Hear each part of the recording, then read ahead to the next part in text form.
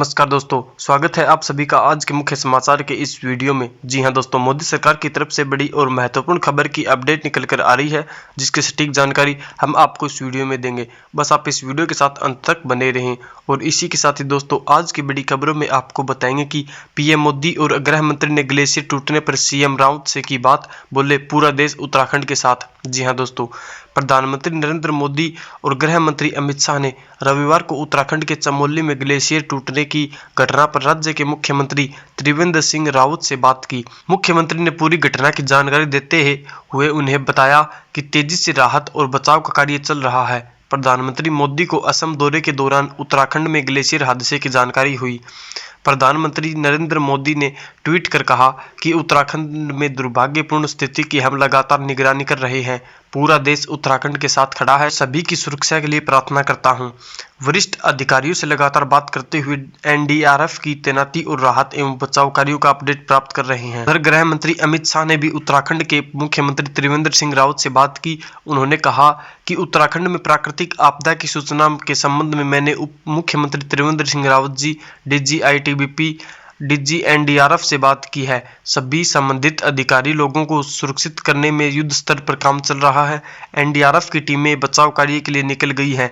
देवभूमि को हर संभव मदद दी जाएगी। और अगली बड़ी खबर की बात करें तो सरहद से सेना को जोड़ने वाला पुल बहा, ब्रिज बनाने में माहिर 200 आईटीबीपी जवान जोशीमठ भेजे गए। जी हां दोस्तों, उत्तराखंड के चमोली में ग्लेशियर टूटने से बड़ी त्रासदी मची है। मलारी को जोड़ने वाला पुल बह गया है। ये पुल सरहद से सेना को जोड़ने का काम करता है। राहत बचाव के लिए आईटीबीपी के रीजनल रिस्पांस सेंटर गोचर से एक बड़ी टीम रवाना की गई है। आईटीबीपी की पर्वतारोही टीम के साथ तुरंत ब्रिज बनाने में माहिर जवान भी भेजे गए हैं। इससे पहले आईटीबीपी के 200 जवान जोशीमठ भेजे गए थे। गृह मंत्रालय पूरी स्थिति को मॉनिटर कर रहा है। वहीं उत्तराखंड सरकार ने जिला प्रशासन, पुलिस विभाग और आपदा प्रबंधन विभाग को आपदा से निपटने के आदेश दिए हैं। साथ ही जनता से अपील की गई है कि अफवाहों पर ध्यान न दें। सरकार सभी जरूरी कदम उठा रही है। एनडीआरएफ और लोकल प्रशासन राहत और बचाव कार्य में जुटा हुआ है। संपर्क के लिए हेल्पलाइन नंबर भी जारी कर दिया गया है। और अगली बड़ी खबर की बात करें तो केंद्रीय मंत्री नितिन गडकरी ने कहा, स्क्रैप पॉलिसीज में नए वाहनों की खरीद पर दिए जाएंगे कई फायदे।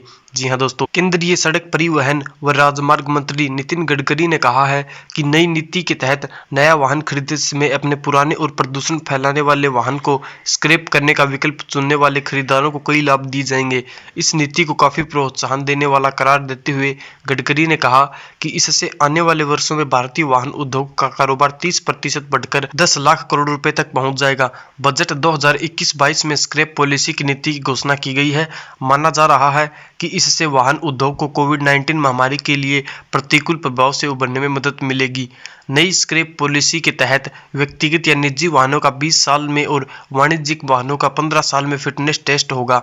गडकरी ने कहा, अपने वाहनों को स्क्रैप करने का विकल्प चुनने वाले ग्राहकों को मैन्युफैक्चरर से कुछ लाभ दिया जाएगा।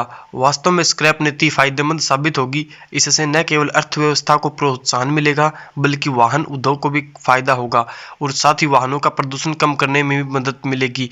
केंद्रीय मंत्री ने कहा कि वह जल्द इस नीति के ब्यौरे को जारी करेंगे। उन्होंने उम्मीद जताई कि आने वाले दिनों में वाहन उद्योग सबसे ज्यादा रोजगार देने वाले क्षेत्रों में शामिल होगा। और अगली बड़ी खबर की बात करें तो असम की धरती से पीएम मोदी का वार, हमारी चाय को बदनाम करने के लिए विदेशों में साजिश। जी हां दोस्तों, प्रधानमंत्री नरेंद्र मोदी ने रविवार को असम में एक रैली को संबोधित करते हुए कहा कि हमारे देश के खिलाफ साजिश करने वाले इस स्तर तक पहुंच गए हैं कि वो भारत की पहचान के साथ जुड़ी चाय को बदनाम करना चाहते हैं। असम में पीएम मोदी ने कहा कि आज देश को बदनाम करने के लिए साजिश रचने वाले इस स्तर तक पहुंच गए हैं कि भारत की चाय को नहीं छोड़ रहे हैं। पीएम मोदी ने कहा कि आपने खबरों में सुना होगा कि साजिश करने वाले कह रहे हैं कि भारत की चाय की छवि को बदनाम करना है। योजनाबद्ध तरीके से भारत की चाय की छवि को दुनिया भर में बदनाम करना है। कुछ दस्तावेज सामने आए हैं जिससे खुलासा होता है कि विदेश में बैठी ताकतें चाय के साथ भारत की जो पहचान जुड़ी है उस पर हमला करने की फिराक में है। हालांकि पीएम मोदी ने पर्यावरण के मुद्दों पर काम करने का दावा करने वाली ग्रेटा थनबर्ग का जिक्र नहीं किया, न ही उसके डिलीट ट्वीट का जिक्र किया।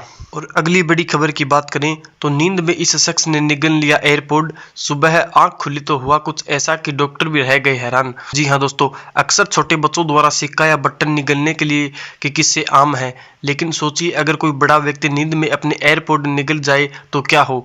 जी हाँ, अमेरिका के मैसाचुसेट्स में एक ऐसा ही मामला सामने आया है। दरअसल यहाँ एक शख्स ने नींद में अपने एयरपोड ही निगल लिए। सुबह जब वह सोकर उठा तो उसे सांस लेने में दिक्कत हुई। इसके बाद जब वह डॉक्टर के पास गया तो उसे पता चला कि वह नींद में अपने एक एयरपोड को ही निगल गया था।